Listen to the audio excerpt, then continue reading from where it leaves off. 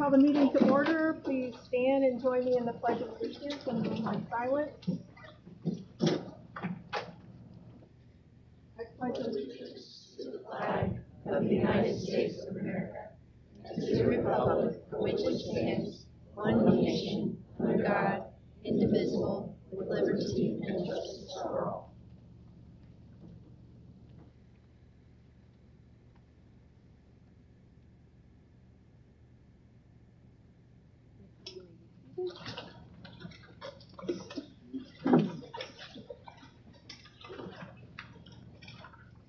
Are there any revisions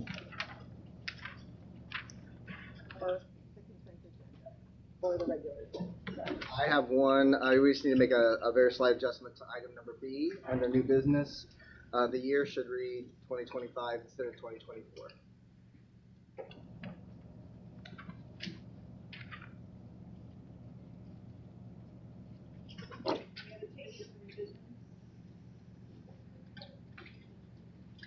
I move to approve the regular and consent agendas. I'll second. We made the motion to approve the regular and consent agenda. We seconded that. All those in favor? Abstain?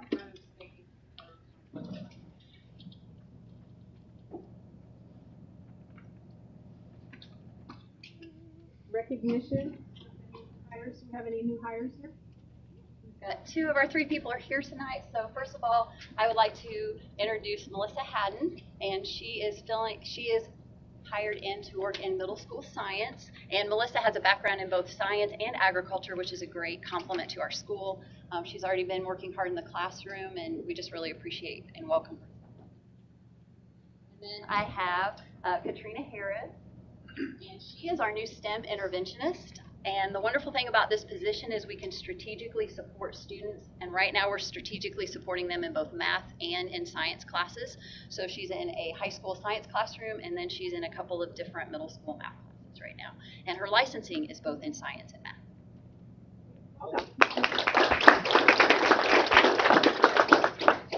Okay, so this year we're starting, we've changed from a student of the month to hopefully lots of students of the month by highlighting what's going on in the classroom. So this evening, our highlight goes to the AP program. And we're excited to hear about that. So I'd like to introduce Mrs. Hodge and Mrs. Dixon, and I'm going to quickly turn it over to them, but I wanted to start by saying how important the AP program is to our school and to our mission at the high school. And that includes making sure that our graduates are prepared for their next steps. And a big part of being prepared for the next steps is to have that academic rigor. And so we accomplish that academic rigor in every class by teaching to the Indiana State standards. We also achieve that by offering a lot of dual credit opportunities and additionally offering many opportunities in AP classes. And this has been a program that we've been doing since 2010, and it just continues to get stronger. It provides our students an opportunity to have that highest level of rigor. If you've ever seen a syllabus for an AP class, it is remarkable. It is intimidatingly complex. There's a lot of depth and breadth in AP classes, and our teachers do an impeccable job of making sure our students are prepared. Turning it over to you guys. Hi, I'm Tiffany Dixon, and I was doing the math today, and I think that I just gave my 16th AP Calculus exam. So I've been teaching AP Calculus for 16 years, and I'm pretty sure at South Putnam that first year I taught it, we only offered AP English Lit, AP Calculus, and AP Government. And so as you see the list tonight of how much our program has grown, as well as the results that come along with it. I'm Natalie Hodge.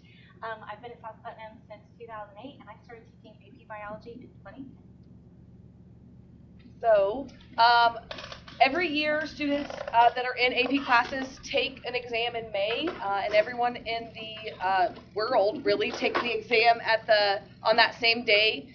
And you can earn a 1 through 5, and students that earn a 3, 4, or 5 can earn college credit that will work at any college in the U.S.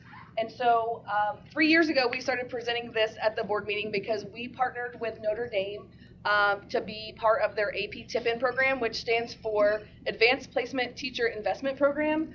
And they provided professional development. They provided resources to us, mentors that came out to talk to us And they also provided some incentives for both students and teachers. And so this was only for math, science, and English classes. And if you look at the courses that we offered last year, most of those fit under math, science, or English.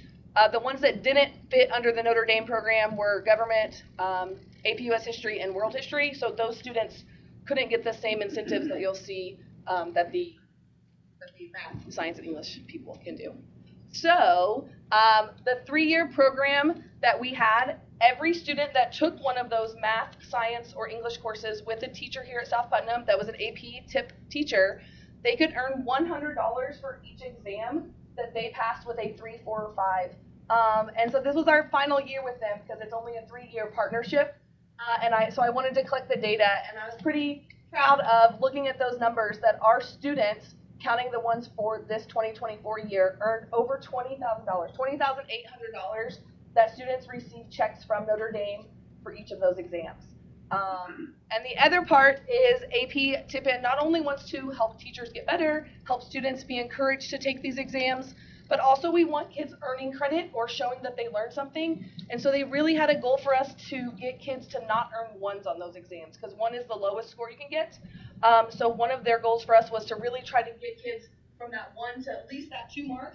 And so you can see in the 3 years that we partnered with them, the first year we had 23% of exams were a 1. And you can see it went down, and this past year, 2024, only 9% of our exams, or only 13 exams did kids get a 1 on, and so I really feel like we've really grown as a program and as teachers getting kids up to that point. Okay. Then we want to highlight some students who can take it. Oh, okay. I get to give out our awards. And so the College Board has 3 levels of AP Scholar awards that they give out. AP Scholar with Honor, and AP Scholar with Distinction. So our first students are AP Scholars, and what that means is they earned a 3 or higher on 3 or more exams. And so we have Les Brown, who is at Purdue University right now. And let's see, we have Vienna Burkhardt and Alexis Dixon. And Peyton Freeman is our first AP Scholar with Honor. And Peyton had, to be an AP Scholar with Honor, you have to have an average of 3.25 on all exams taken and scores of 3 or higher on 4 or more exams.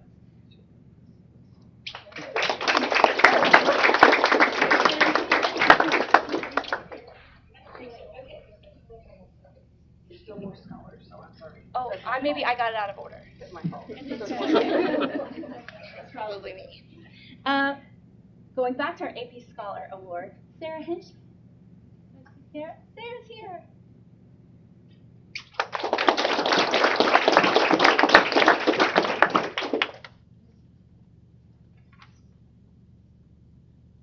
Evan Hinkle, who is also at Purdue University. And Grant Jackson. Playing tennis. Grant is playing tennis. Okay. Okay, and then we're back to our AP Scholar with Honor. And Griffin Jones is currently at IU. And Wyatt Kendall is currently at DePaul. Yeah. And Alexa Newby is currently at Purdue. Audrey Richard. Oh, I'm back to AP Scholar Award. I'm sorry. No, I think it was me. Audrey Richardson.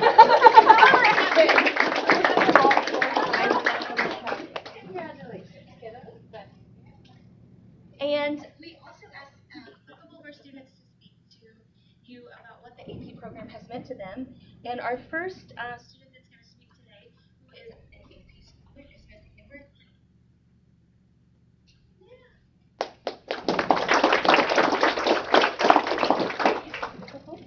Okay, so my name's Amber. I have taken and passed 3 of my AP tests in addition to the 4 that I'm taking this year. So I'm in it. I'm in the AP thing. And the first thing that I really want to talk about is that it is hard, okay? It's easy to look at the scores and look at the numbers and not really assign much value to it. But I would say on average right now, I'm doing about 2.5 hours of homework every night. And if you could think back to the last time where you really had to learn something new and you really didn't know what they were talking about, That's a lot of time to be logging, to be mentally present in class and really working outside of class to get it done. So it's difficult what we're doing here. And there's really is something to be said for things that are difficult at the same time. I think the most valuable thing that I've taken from the whole AP program is not the history facts that I can recite or the math that I can kind of do. It would be that I've learned how to learn. I've learned how to study, how to manage my time, how to effectively communicate in a very adult feeling way. And I have friends who are older than me who are in college, and they've told me, and like they've taken the AP classes and they've done the things, and they told me that it over prepared them, that they have more time in college, they're taking less classes per day. So while it is hard, oh, something else I almost forgot is the amount of teacher dedication that I've experienced with the AP classes is like it takes more work on the teacher's part to be able to teach these classes. So I've found that those are the teachers that will meet with you at any time of the day to like really make sure you know like what they're teaching, and they have that real passion to make sure that you're understanding what they're teaching you. So yeah, I would say that's what I've gotten out of the program.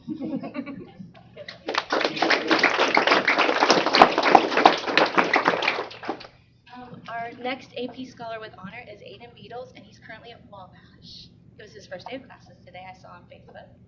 Our next AP Scholar with Honor is Ariel Dooley.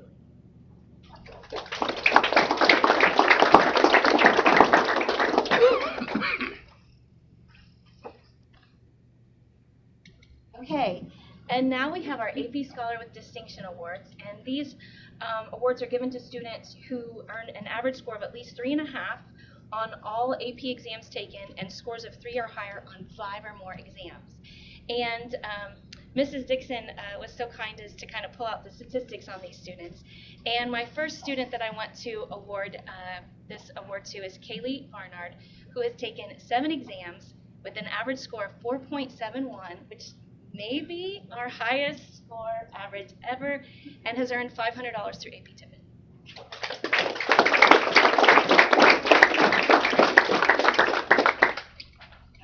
Keaton Chu, currently at Purdue. Caroline Hodge. Oh, I forgot Keaton's too. Keaton had 9 exams with an average score of 3.56, also $500. Caroline took 10 exams with an average of 3.8, and I think she's earned $600. Let's see, Stevie Keenan is currently at IU. Corey York, I don't know if I saw Corey. Oh, Stevie had 8 exams with an average of a 4 and earned $500. And Corey, who graduated this year too, had 8 exams with an average of 4.13, and he earned $600. And so now we have our current juniors. And I'm so proud of this group of kids. Earning this as a junior is quite an accomplishment. And so our first junior that I want to award is Noah Couch, who has taken 6 exams, average of 4.3, has $400 earned, and is taking 3 more this year.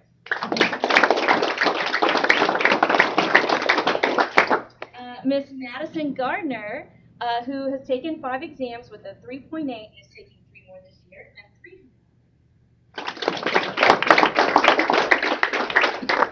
And my final award winner is Danae Klein, who has taken 5 exams with an average of score of 3.6, is taking 3 more, and is earning $300. And Danae would like to speak to you too.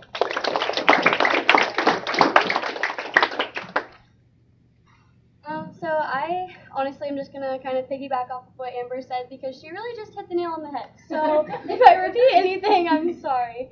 But in addition to everything that she said as far as teacher dedication, because that is how we have this program. That is how we have all of these amazing students up here and these students on here is our teachers put in the work to get us to be able to have these things. And we are able to build a better relationship with them because of that. They stay after and they help us with our questions, our billions and billions of questions. they answer everything that we ask and just help us to not only go into the test room on test day and know that we are going to pass, but know that we are loved in the process and that they care about us and they believe in us. So that's all I have to say.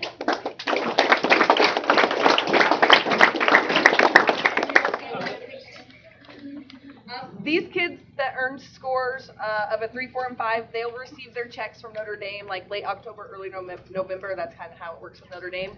So they'll all get money, and all those kids at college, I always tell them it's the great thing is when they're in college, they get that check that following year. And then I had one more slide here, looking ahead to this year. We are offering AP Chem this year for the first time in quite a few years. We have a pretty big class that Mr. Eric's teaching. AP Physics will be able to offer that every other year or as needed if it becomes an every year thing. So if we're not offering it this year, but next year I think we'll have an AP Physics. And AP Tippin, we are continuing to partner with them, which means that they're still offering the professional development opportunities for us, but the kids don't get the money. There's no money anymore, so they. Thank you. Thank you.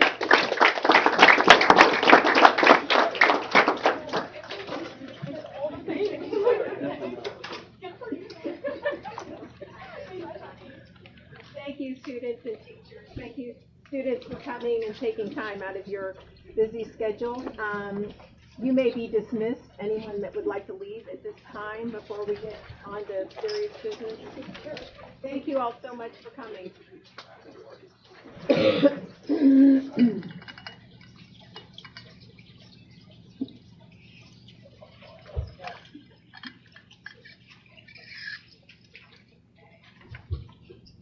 We're on the agenda is 5B, financial update.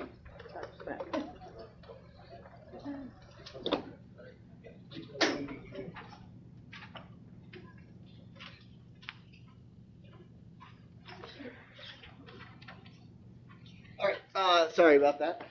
Double duty as tech assistant here. So, yeah, in your board packets, you received the latest financials, which is through the end of July of 2024. You had the claim dockets, you had payrolls, cash flows, transfers, and fund reports. Good news, we continue to track positively, as I like to say every month. And we hope to continue to do that as we move forward. In addition, Dr. Penrod here in just a little while will be providing a preliminary 2025 budget overview later in this meeting. So we're doing well. Item 5C, legislative update. I don't have anything, to speak of, except just be sure you read what Dr. Smith sent us. Okay, project update. Yeah, yep, sorry to cut you off there. This evening we have Doug Grambo, who's our on-site construction manager from MKS, to give us a project update.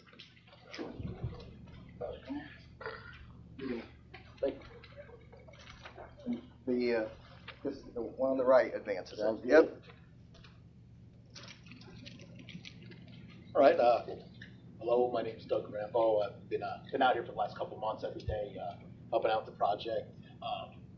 We've been making some pretty good headway with school starting and whatnot. There was a lot of milestones that have been coming up, and I think the contractors have been doing great, crossing the finish line on some of the line items. Brief introduction: MKS is a design build contractor from Fort Wayne. I happen to be a member of the community, though. I live in Green Castle, have 17 years or so. Not much more after that. The capital projects update. I went out of order. The release number 6 is the athletic field replacement, just because that's the hot ticket item right now. It's pretty much well on its way to being done. We're clearing up some last minute items. The track is done. The lines are striped. That was something we've been telling us to relax about, because it might not get done until before track season. So we're pretty excited to have that done by now for the first game. So hopefully on Friday night to see the dedication of the field. track surfaces underneath the moats contractor. They finished the track striping, so you say everybody's excited. It's all dry, or we can walk across it, anything like that. They trained the staff on how to care for the field, so it can all be done in-house, aside from any large-scale damage that can items and whatnot. But there is a team of people on in the school that can keep up to date with the field. Punch list was developed, and that's already done, so that's a good thing. The field was commissioned on 8/5. That basically means substantial completion was reached, and the school owns it and has a beautiful warranty to go with it in case something heaven forbid something happens to the field, or it's a phone call away in the day for the contractor to get out here to fix any problems that might arise.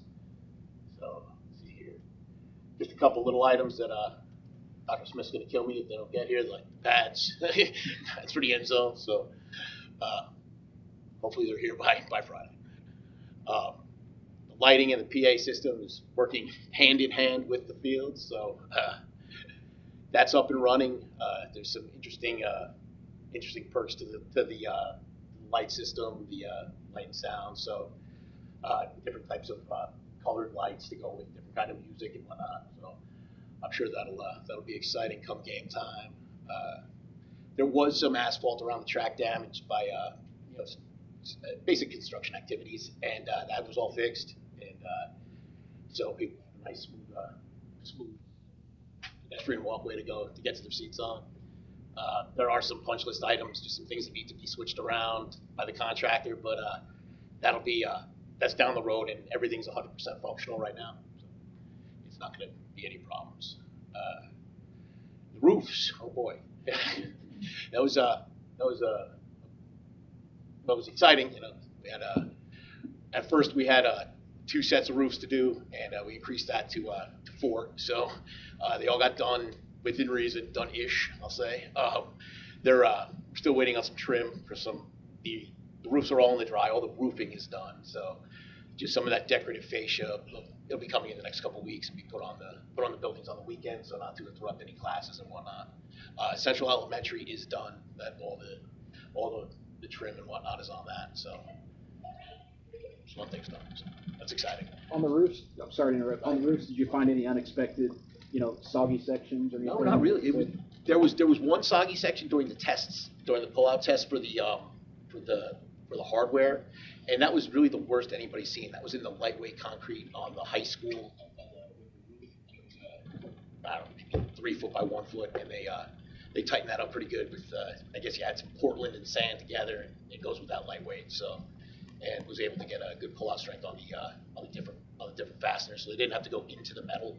So going into the metal with the long screws, gets a higher PSI, but you're putting holes into your Q decking. So it was able to be done all with the short anchors into the lightweight concrete. So, to bore everybody there with those particulars. See, the roof is an interesting project. If you guys pass by on the weekends at all, the contractor was I'm gonna land myself. The contractor was he had 50 guys here at a clip, and they did a good job making sure they had the facilities and enough equipment to keep everybody moving in a safe manner. And the exciting thing is all these projects getting done and all the man hours worked. It's 0 injuries. So it's that's been a real pleasure. So got to get guys home safe at night. That's the big ticket item here. So here it is, the field house, what everybody's waiting for. We're getting moving on that. Peterson Company is on site. We put another trailer to take more parking away from Central Elementary. So I hope nobody's too upset about that. Putting some silt fence up. There'll be some fencing coming up in the coming days. And it's really just going to put a harder barrier on areas that you already don't go through. So I don't think it's going to make too many problems for anybody. So I think everybody's pretty much used to the setup as it is, and it's not going to change. So it's just going to be a little bit more rigid. Here. We're having a kickoff meeting on Friday here at the school. All the subcontractors are going to be here, so we're just going over some basic, what we're looking for out of them, safety, where to be, how not to get in anybody's way. Hopefully we have we're not a big thorn in the school side when we're here doing this. So that's the name of the game, and it'll all be explained to everybody. There'll be nothing left to imagination after the meeting on the 23rd. So REMC is coming to work this weekend to do a very important project. Actually, they're upgrading the transformer school. I think it's going from 450 kVA to 700 or something. They're really upgrading, and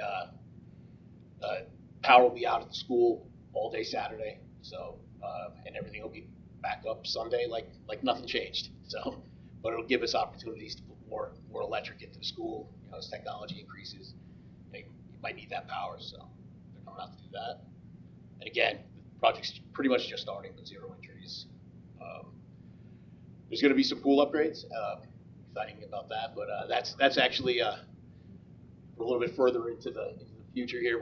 We have some permitting that's ongoing, and so we're not going to be really getting involved in the inside for probably, I'd say, the next month or so. We would have liked to start very soon, but I say there is just some people dragging their feet at the State House or the County House, I believe it is. So What permits do you have to do the upgrade? I was hoping you didn't have any follow-up. Sorry. I'm joking. The IPL, is that what? Yep. It's a county, from the county, so we're making some calls now to see if we can get it ironed out. So there's no problems. It's just things take a little bit more time than others. And it's not really holding anything up. We have plenty of work outside on the ground to do in the nice weather. So that's all I have. So thank you guys for your time. Any other questions? Any other questions? Any other questions? No. Thank you for all you're doing. Thanks for running around. Appreciate it. Thanks for having me.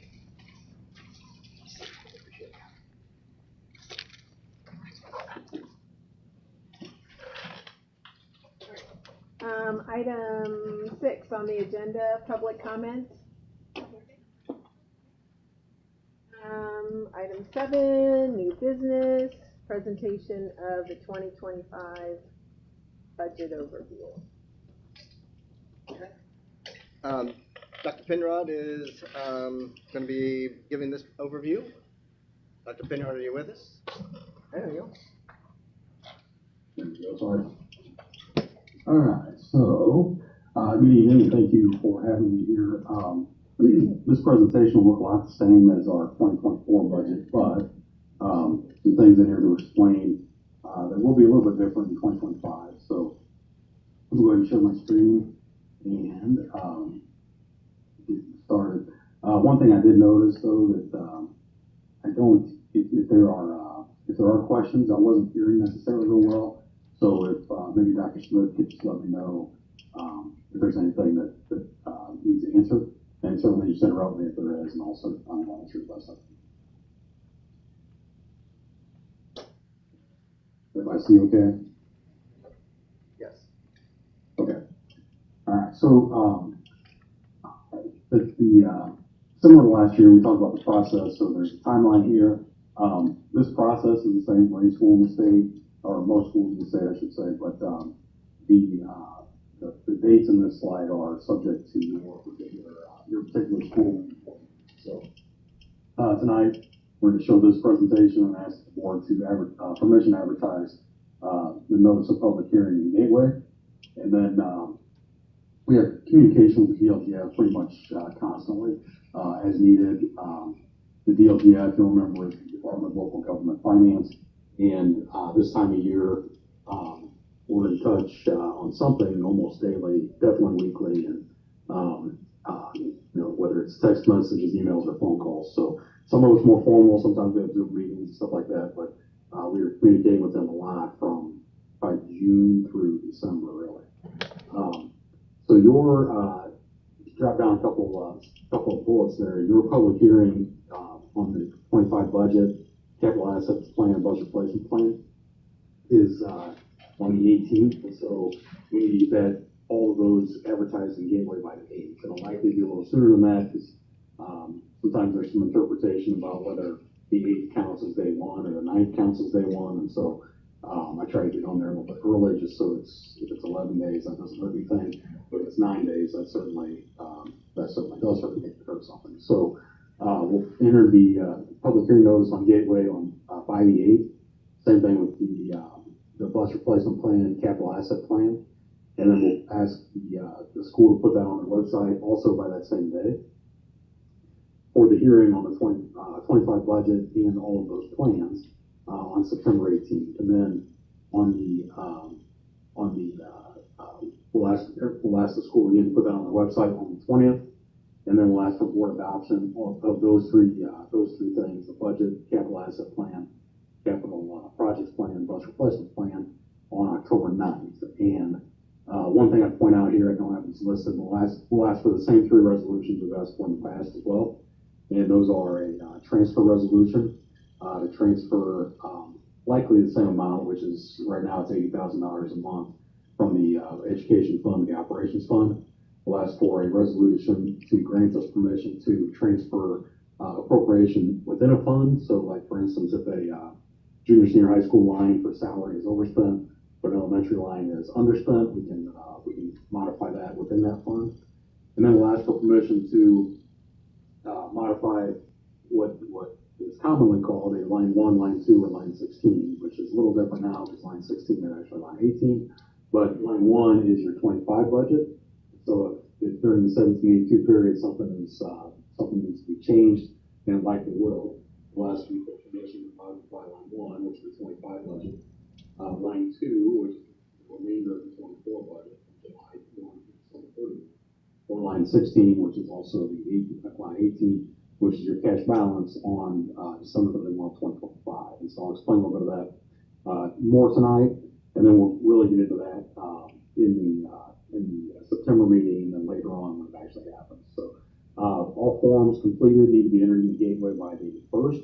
I'll likely do that by the 11th, October 11th, just because we finish up on the 9th. There's really no reason to delay that anymore. And then we probably won't hear a whole lot about that for a couple weeks then.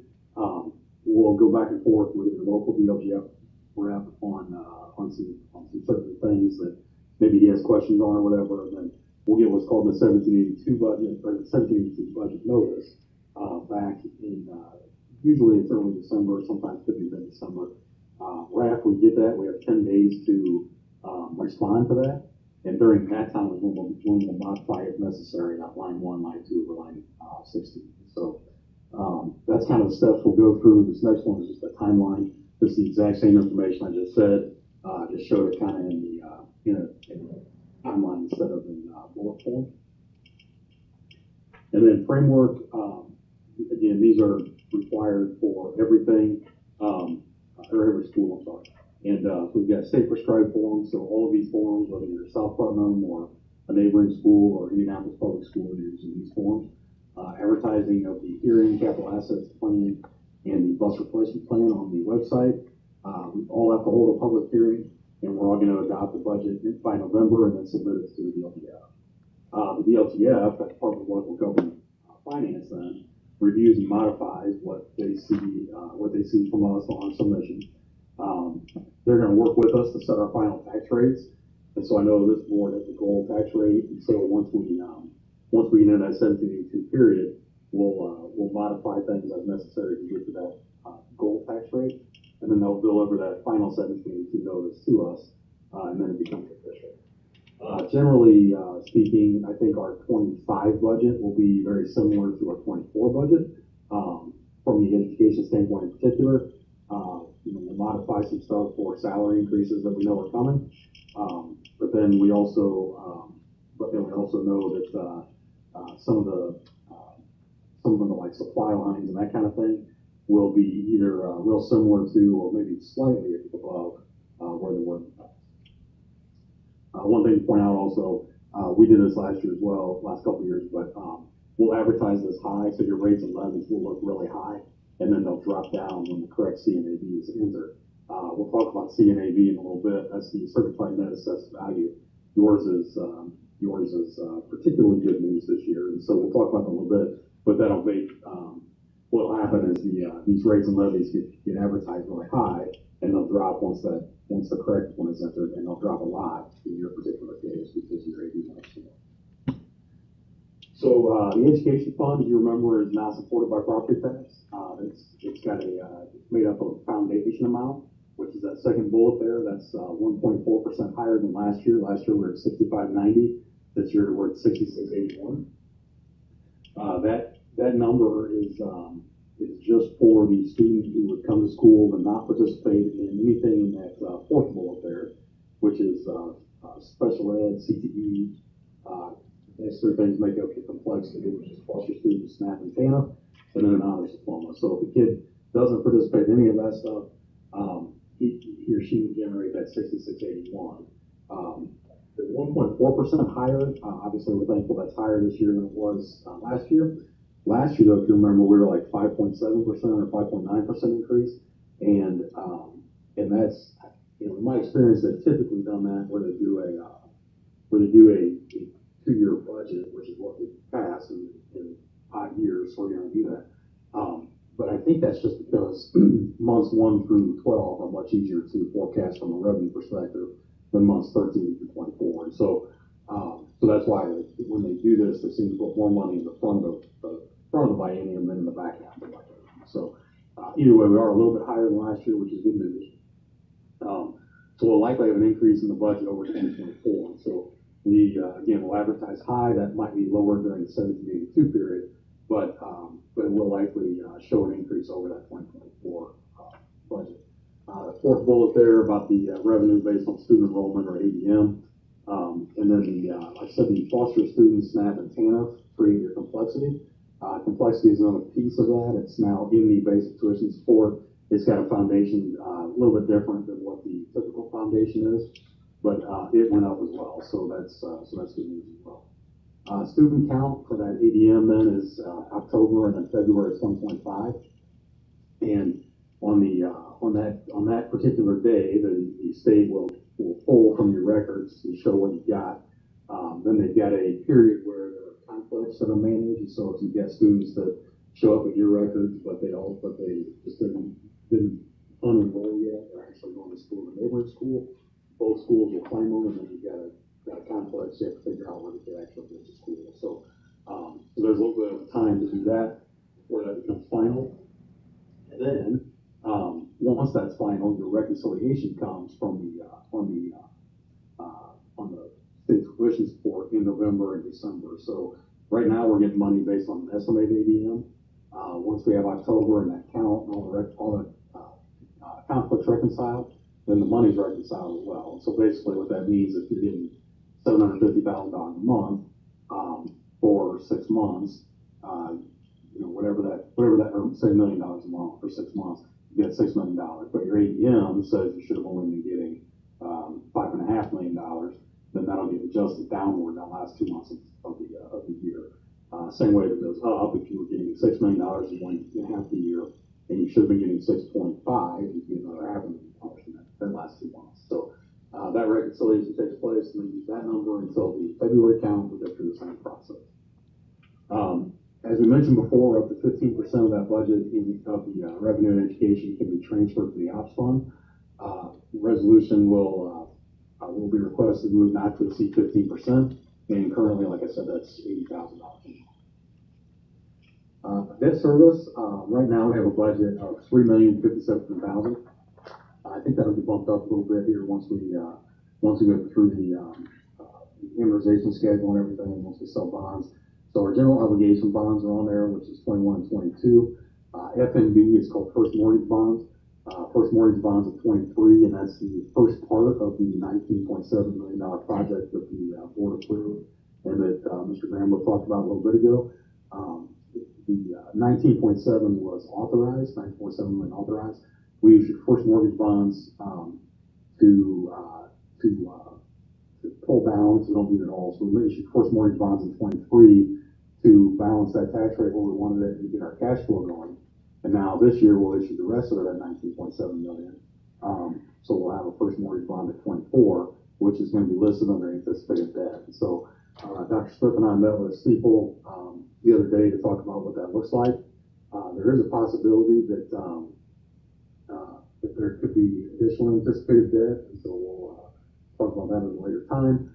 But then the other thing about the debt service fund in particular is it's governed by, a lot of times it's governed by the operating balance, to be honest with you. So you got to pay your debt back, but you're allowed to levy for, in your case, you got all what's considered new debt.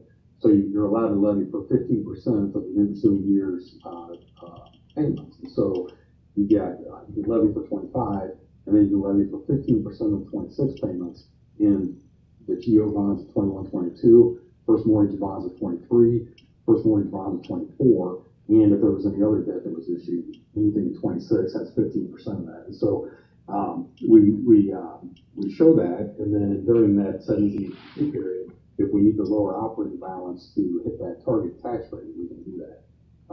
Sometimes people get a little nervous when you say lower operating balance. In a debt service fund, you can do that strategically because we're collecting 15% of a payment that's due a year and a half from now, basically, or around a year and a half from now. We have some flexibility with that, and so you wouldn't necessarily want to do that with the operations fund or the education fund without some sort of plan. Similar to this, we've got, it's a plan, but it's also very prescriptive. And so, it's not like you got some anticipated or some salaries that you're thrown into that service. That can't happen. And so from now until the end of your debt, how you're going to pay and what you're going to pay. And so to take a few $1,000s off of the operating balance to balance your tax rate, and get the tax rate where you want it, is a pretty good strategy. And besides that, it shows the taxpayers that we're not just collecting taxes as they collect them. We're trying to be good stewards of the dollar, and we don't need to collect 50% of taxes anymore like we did in payments anymore for the 26 payment, and that's why it's back down to 15, and that's again state law that governs that. On the operations fund, I leave this bullet on here, but it's just as a reminder. I think everybody knows by now, capital projects, transportation, and bus replacement used to be three separate funds. They're now combined into the operations fund. Projected property tax revenue this year, as far as the levy goes, is $2,821,073. There's a cap loss estimated at $14,000, and then the education operations transfers in addition to that, so that $8,000. So, excuse me, a couple things to point out here. The estimated cap loss of $14,000. That has to do with the 1%, 2%, 3% property tax caps. So if you were in a house that was $100,000 that generated a tax bill just as it sits of $1,500, the most you're allowed to pay is the Constitution is 1% of $100,000, so $8,000. But your bill generated a $1,500 bill, so that $500 just goes away, and you can see that on your tax bill when you just got it in. Let's see, you got in April probably, so it's due in May. And on the back, it says there's like a circuit breaker or tax cap or some sort of phrasing like that. Shows you what your particular savings was based on the constitutional tax cap. And so if you add up everybody's savings in your district, that's going to be estimated at $14,000, which is outstanding. That's a lot of money, from a just strictly dollars and cents standpoint. But from a school standpoint, at $2.8 billion on your levy, to lose only $14,000 is really good in this particular area. And then from a levy standpoint, that next bullet down, you got 2025 4% increase. So the levy, as we talked about before, is allowed to grow by the MLGQ. The MLGQ is a 6-year average of how much AV has grown in the past. And so when AVs were starting to jump around a lot in the last couple of years, the state legislature responded with House Bill Act 1499, which capped the levy at 4%. And so, similar to property tax caps, if the 6-year average is 5%, that's great, but you're capped at 4% for this year and the last. And so that sunsets this year, but there's a lot of talk about other potential caps or reforms in property tax. So this particular one sunsets in December 31, 25 or 24, but I wouldn't be surprised to see something replace it in the next session. So again, you're at a 4% increase, and so we'll advertise a little higher than that, just protect us from maybe an appeal or something like that on the assessed value. But ultimately, you're not going to get any more than what that 4% cap is. We mentioned this a couple times, 15% increase or 15% transfer from ed to ops. We do $80,000 a month here. And then items of note, I've got a couple of kind of templates included, but we've not finalized anything yet for capital assets and projects and bus replacement. So those templates are right here. Capital asset plan, it's a 3-year plan, so we're 25 to 27. Anything that exceeds $10,000, we've got just an asset description here, acquisition amount here, and then I've got where it's going to be, when it's going to be approved, when we're going to ask for it to be approved on October. Projects plan, the same type of thing. We'll put the asset description of the plan, the project in column 1, estimated start and end date, estimated project cost, and ask for approval on October 9th. The bus replacement plan is it's a 5-year plan, so we're looking at 25 to 29, based on the assumption that the minimum useful life of that school bus is not less than 12 years. And so we've got a 5-year plan, but a bus is around, it's going to be around for 12 years. So it's not even going to show up on this plan for the first 7 years. And then the last 5 years it's around, it'll show up on the plan. And that plan looks like this. So we'll see like like for 2025, we'll say, again, this is a template. I've not worked with Transportation Director on this yet. So we got, but I do believe it's done. Just I haven't asked him for it. So we've got, like, in this case, we have these 2 buses being replaced in 25. These 2 buses being replaced in 26. These 2 in 27. Those 2 in 28. And then those 2 in 29. You see the totals down here. Buses right now are a little strange. Some of these are probably likely pretty low. Because they might be okay right this second. But I think we dealt with this in South Putnam maybe 6 or 8 months ago, where they basically said you can have the bus, but we know we said it was going to be 130,000, but now it's going to be 150,000, or whatever that number was. So even though we issued a PO, we increased price, which well, I'll just refrain from that. So, in our rainy day fund, this is funded through transfers from other funds. So this is not a tax levy, not a tax rate. You won't see anything like that on your Form 4 when you sign it. We're requesting a $400,000 appropriation, same as 24, but we're not expecting to spend that. The reason we're not expecting to spend that is because it's for emergencies, just like the rainy day would imply. However, if we don't get an appropriation now and an emergency happens, it could take anywhere from 17 to 31 days to get an appropriation in this fund. And so while we're going through this process, we're just going to ask for a $400,000 appropriation, not expecting to spend it. And then finally, some notes. It's a little early for ADM. Dr. Smith shared a spreadsheet with me, so I look at that pretty much daily, maybe every other day, but pretty much daily. So the more students on the count day will increase the cash available, like we talked about. That foundation goes up, but just because the foundation goes up doesn't mean your revenue goes up. So, in a not so great scenario, you could lose students, foundation goes up, and you could lose revenue. You could lose students, foundation goes up, and gain revenue, because you might lose 5 kids, but the remaining, say, 1,200 kids or thereabouts, or 1,100 kids, generate more. And so if you lose 5, you can generate more, and so you end up overall more. And then obviously, if you grow, you're going to generate more revenue. There is a scenario, I've not seen this one yet, but I suppose there is a scenario mathematically possible where you lose the exact number of kids to generate the exact same revenue you had before. So not likely, but it is, when we're talking scenarios, it is possible.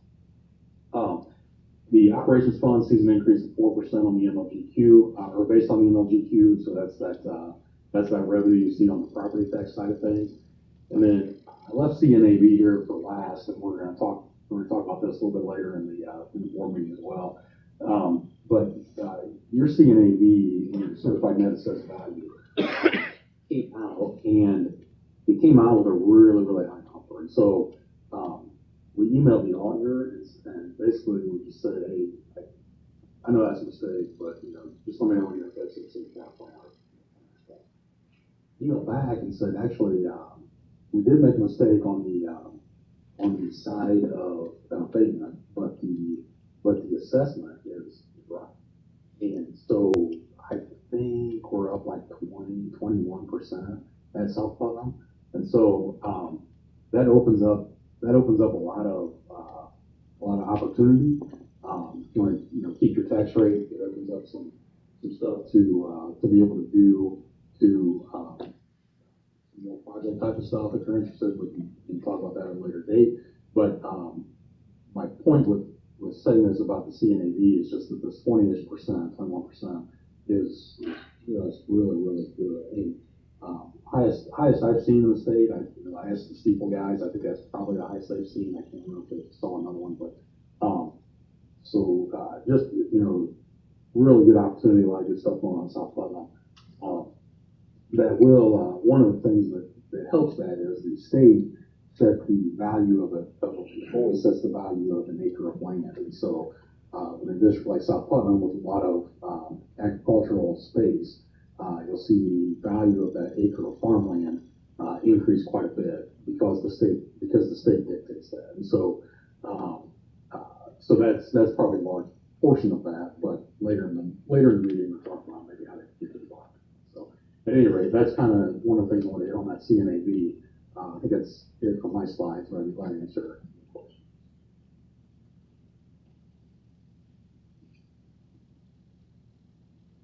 Thank you. Thank you. Thanks, Brandon. Any questions? There's a lot. That's a lot of information. Yes. That's a lot. I need to that. My dad told me to a meeting the other day and had to sit through all that, so I apologize. No worries. We'll hear from you here in just a little bit, and we get the next item. So Thank you. thank you. Video on mute.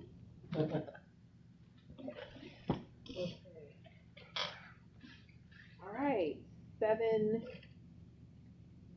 consideration of permission to advertise the 25 budget, capital and bus replacement. Yep. So that Dr. Penrod just talked about that. So we're just need the motion to approve that, what he just spoke about as far as getting permission to advertise. The advertising of the 2025 budget, capital, and bus replacement plan.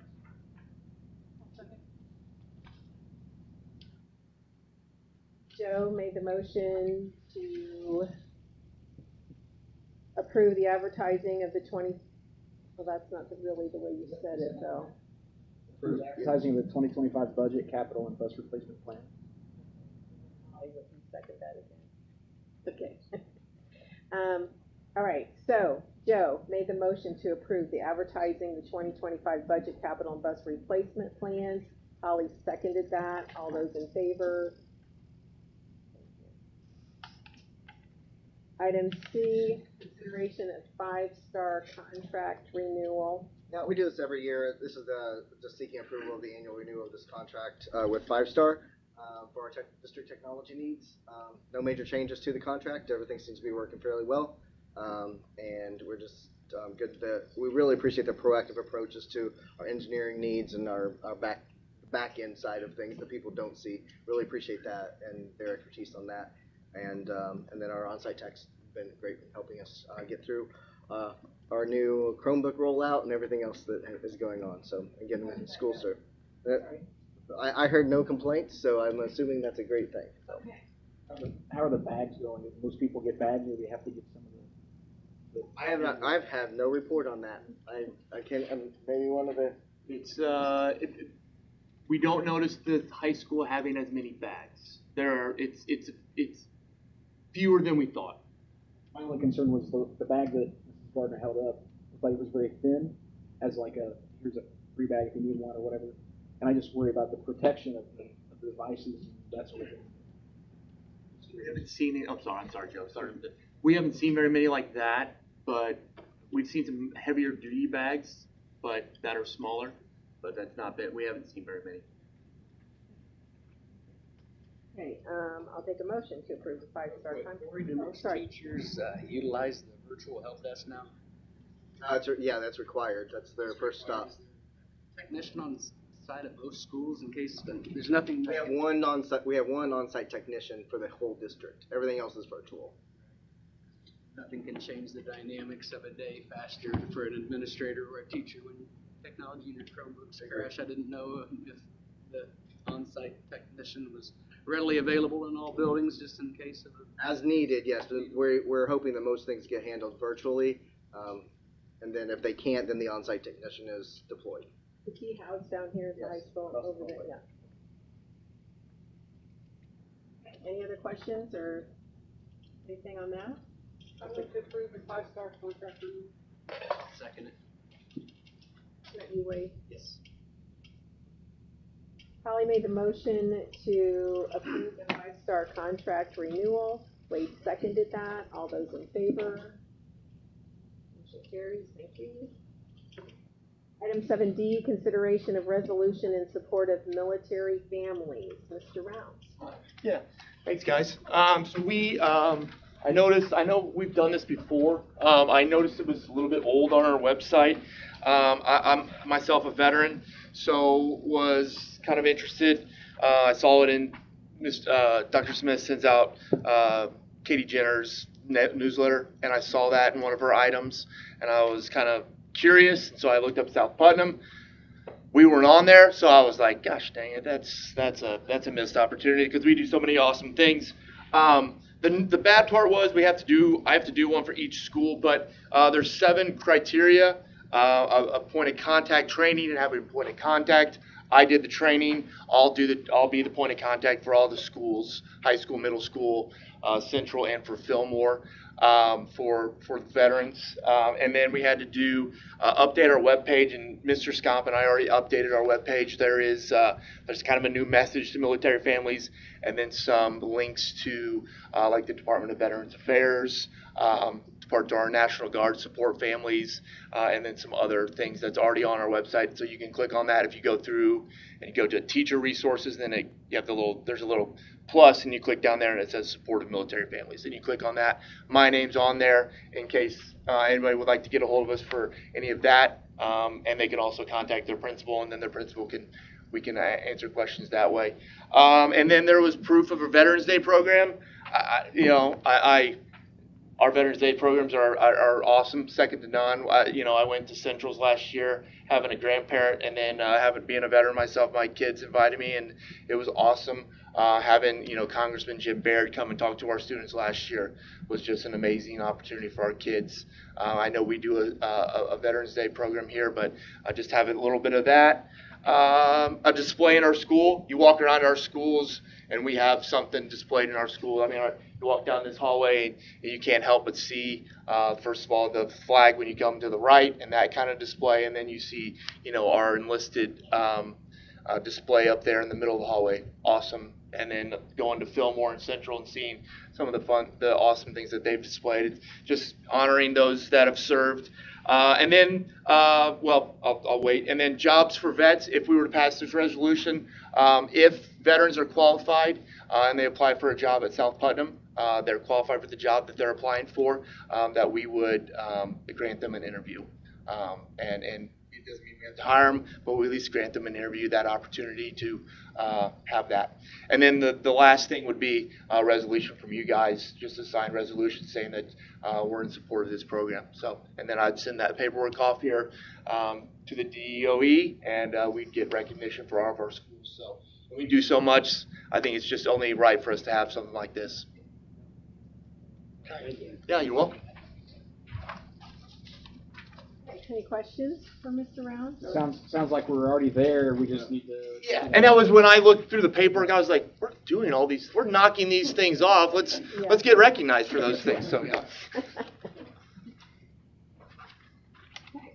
I move to approve the resolution in support of military families. I'll second. We made the motion to approve the resolution in support of military. Wait. It was close. You're really close. Right. Count. Yeah. I'm going to try it again. Wade made the motion to approve the resolution in support of military families. Lee seconded it. All those in favor? Thank you. All right, E, consideration of central. Oh, sorry. I'm gonna sit down, sorry. 7E, consideration of Central Elementary Library surplus. Yep, Mr. Slaughter continues to diligently work through all of our libraries to upgrade them and update them as needed. Working very, very hard to get those done. Central Elementary, that's her next stop. As you know, we did Fillmore before. Central Elementary now has several items to be surplus due to their end of life and or their obsolescence. Therefore, we're just seeking you to approve the surplusing of items that were in your board packets.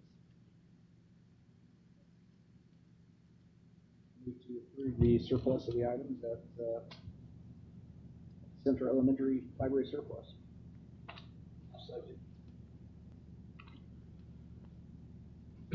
Joe made the motion to approve the Central Elementary Library surplus, and Lee seconded it. All those in favor?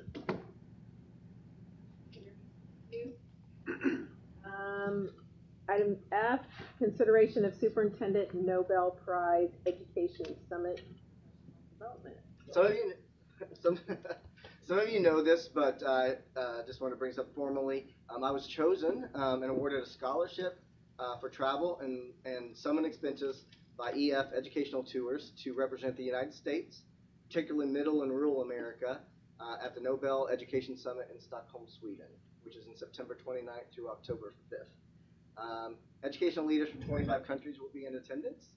We'll visit Swedish schools, we'll participate in the summit, and that particular summit is focused on brain neuroscience and education. So it just fits exactly with the things that I love and admire. So therefore, just tonight I'm seeking the board's approval since this is very unique. It's out of the country, it's non-ordinary, and it's a professional development opportunity, and just thrilled to have this opportunity.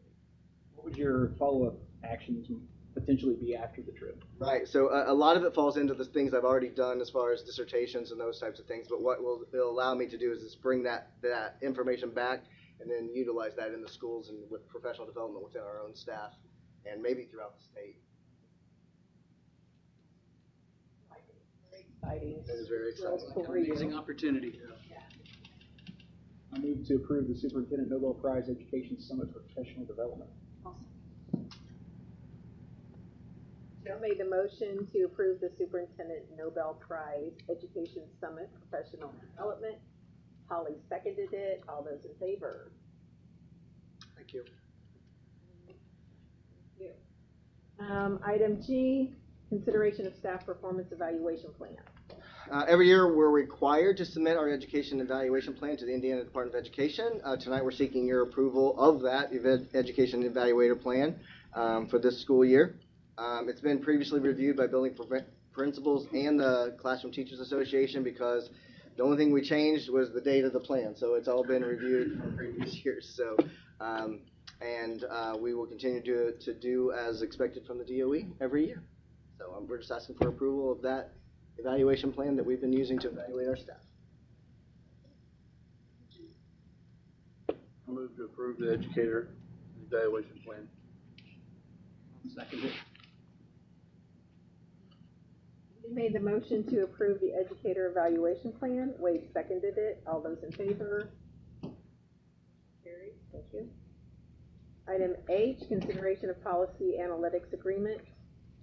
Dr. Penrod and I are going to tag team this one, but as Dr. Penrod has alluded to, that we've had another significant AV increase here in Putnam County, and our desire is to analyze the increase and the tax base further to a deeper level to determine the sources of that taxation and if it is sustainable in the light of all these increases, because we have had significant increases over the last several years. And so we're looking to see where those increases are coming from, and also looking ahead to see whether that potential legislative change that may be coming will impact that as well. Dr. Penrod, would you like to add anything to that? Sure, thanks. This, it's easy to say everything's up by 20% or everything's up by 20 or 15%. What this does is gets a parcel by parcel, first of all, and lets everybody know this particular parcel is up X percent. But it also goes by class, like Dr. Smith said, and then and they're pretty connected with some potential, they being policy analytics, some potential reforms. And so if anything is looking to be reformed or whatever, it's likely that they will hear that before, you and me might. So to have them on our side is kind of a good thing for that reason as well. The person we met is Dr. Barry Gardner. Dr. Gardner was, he was a school CFO for a while around the Indy area, finishing up at MSD Wayne Township, which as far as high schools go, that's Ben Davis High School, and then moved on from there into policy analytics. So very well respected throughout the state. Great guy, consider him a friend as well, but he's a great guy and very, very knowledgeable. So yeah, so we're just seeking approval to move forward with this agreement and let Policy Analytics start diving in and give us this report that'll allow us to do effective planning. And they're going to jump right into it and get that report to us as soon as possible. Okay. So just a couple of questions. Yep. Just to clarify, it's a one-time over the course of 1 year, and it evaluates the tax base of property tax revenues occurring through calendar year 2034. But it's this action item or this contract is only for August 1st, 2024 through July 31st, 2024. Correct. It's not like there's a word annual in here, but it's not really a reoccurring annual. It's just an annual payment. Correct. This is a one-time thing, and then we can reevaluate it as we go forward. What I didn't see was like, if this is a recurring thing, how do you service after the second Correct. year?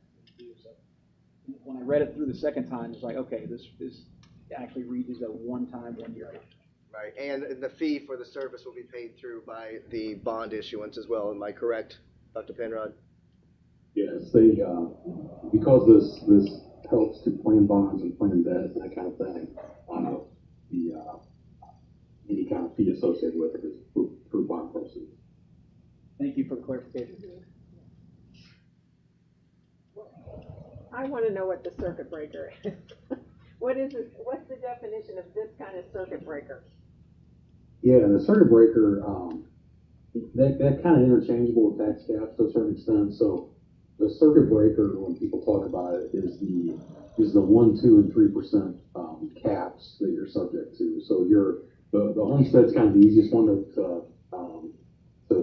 pick out because everybody, you live in your house, that's your homestead, so you get your homestead exemption, get your supplemental homestead exemption. It used to be a mortgage exemption, but that rolled into the homestead exemption.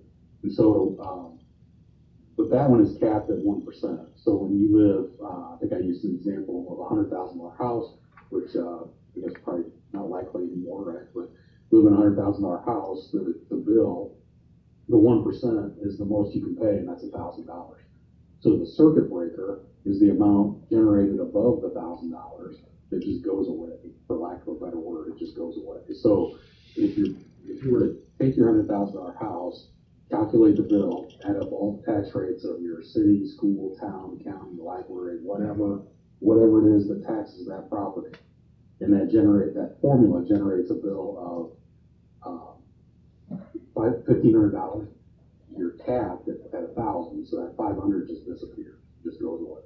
So if the school loses their part of that 500, the city loses their part of that 500, the county loses their part, the library loses their part. If you're in a town, they lose their part. And so that 500 is kind of the circuit breaker. Thank you. I might, give me a second, I might have an example of that to show you.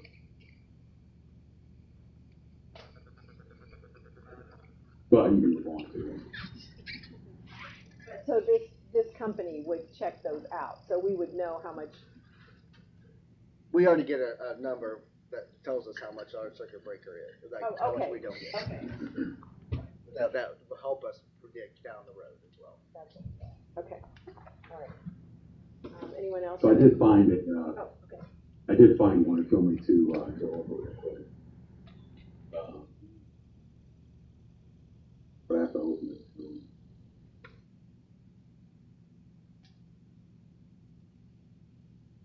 And if you don't, that's okay too, but I've got it right.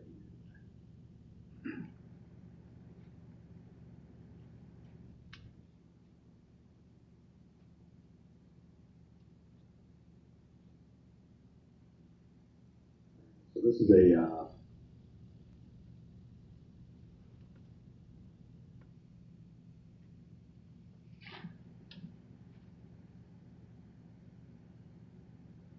this is the back of a tax bill, just because we just pulled at some point in time.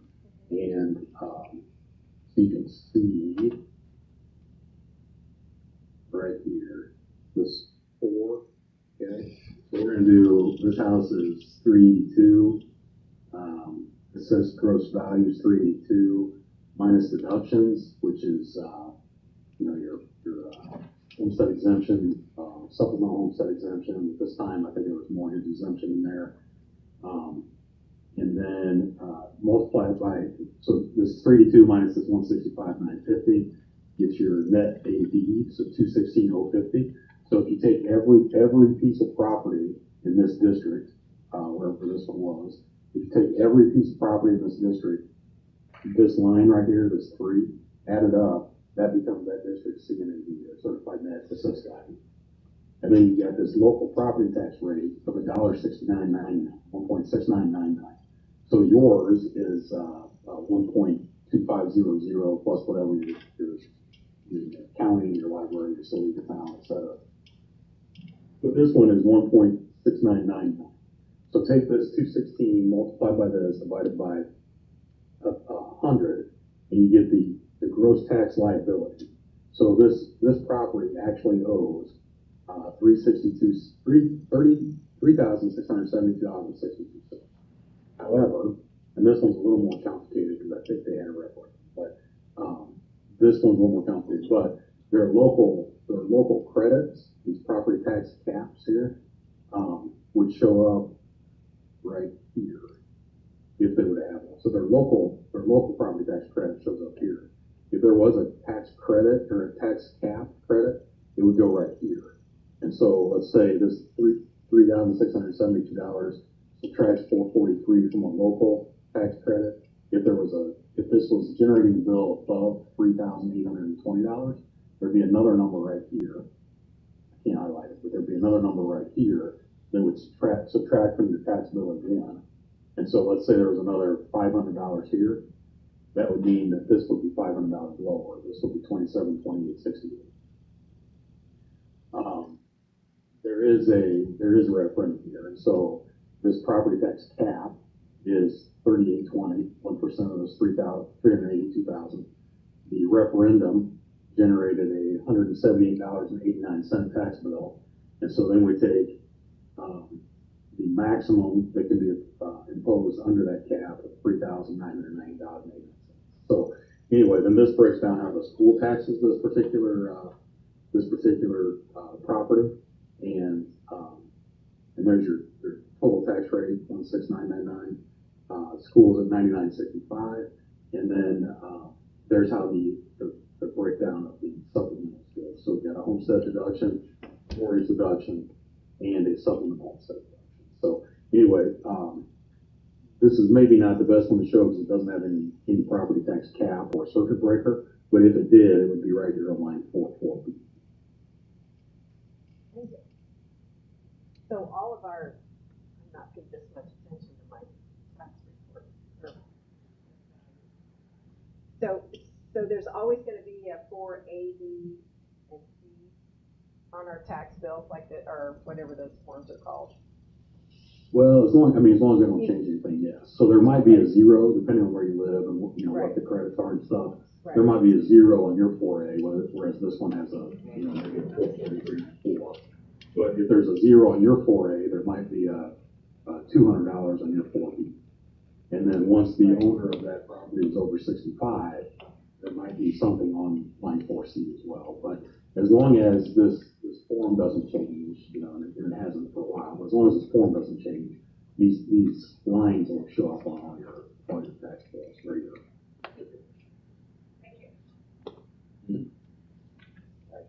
Thanks for humoring me on that. Okay, so So now we need a motion to approve unless you have other questions. Move to approve the policy analytics agreement. You made the motion to approve the policy analytics agreement. Kelly seconded that. All those in favor? Thank you. And I, consideration RTD purchase. Thank you, Dr. Penrod. I think we're good. Thank you. Yeah, thank you. I appreciate it. Aren't I? Correct. Okay. Yeah. As we continue to grow our infrastructure, as you can literally see around as we go, we're seeking approval for a piece of equipment to help maintain our buildings and grounds. With the field and track additions and the additional sidewalks, we're gonna have a lot more sidewalks to be clearing with bad weather. So what we've decided is we need a small, nimble machine that'll help clear our sidewalks and parking lots and some of the small areas that we're going to be getting into.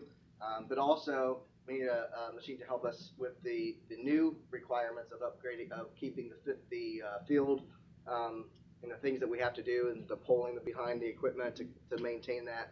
So anyway, put several quotes together from various models throughout different vendors in the area in your board packet.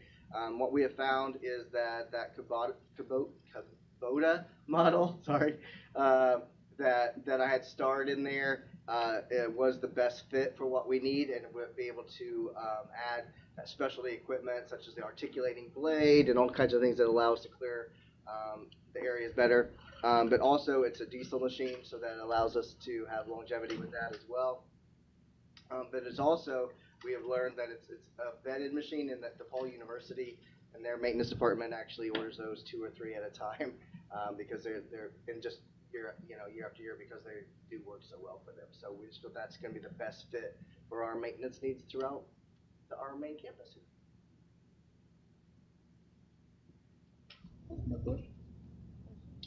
How many, what kind of warranties on it? Because I know that there's just so many used, the market's so saturated with like new ones. I assume also, though, I know the advantages of new is what kind of warranty would come on that.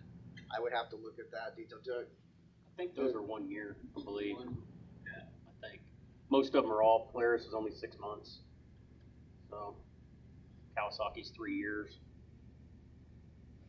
I think Kubota's are 1 year. Of the ones you selected, I was happy to see that Kubota was the one you actually started. So engines are bulletproof. So just to be clear, it's mainly for maintenance. It's not really intended to like supplement the Gator or anything like that, right? It's just No, it's in addition for the additional usage. Yeah, so it'll keep that free for the athletic teams and so forth to use.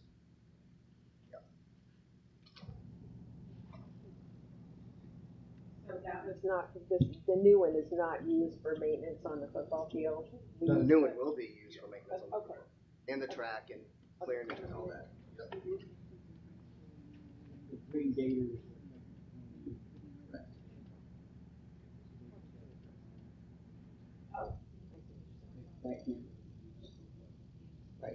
At the same time, yeah. So we need another vehicle because that's in use while they'll be doing the other maintenance needs. So. All right. I'll take a motion. Approve the RTV purchase.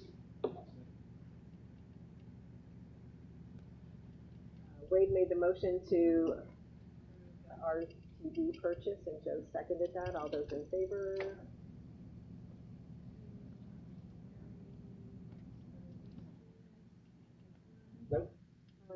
Superintendent's report. Yep. We've covered a lot of information tonight, so I'm going to keep this short and sweet for you. Very exciting week here at South Putnam. As major part of this current project, we're going to celebrate with an official ribbon cutting on Friday at 5 p.m. The tickets, I believe, open at 4. Additionally, so that's an exciting ribbon cutting. So this is my first ribbon cutting. I'm very excited to do that. Big old scissors and ready to rock and roll. Additionally, we're going to rededicate the field at 6:45 prior to the start of the game. The Mark Wildman Field rededicated. Looking forward to that, and our opening game against Speedway So we're looking for a lot of returning alumni for this event. There's a lot of excitement around putting some final touches on some things. We're actually having some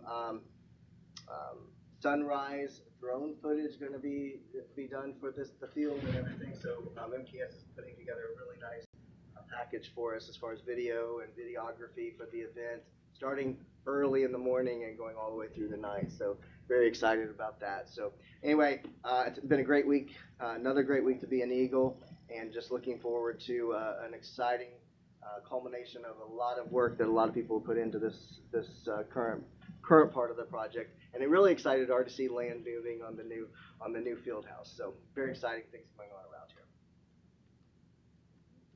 Yep. If there's nothing further, we will adjourn. Thank you. I think there's some things to sign. Yeah.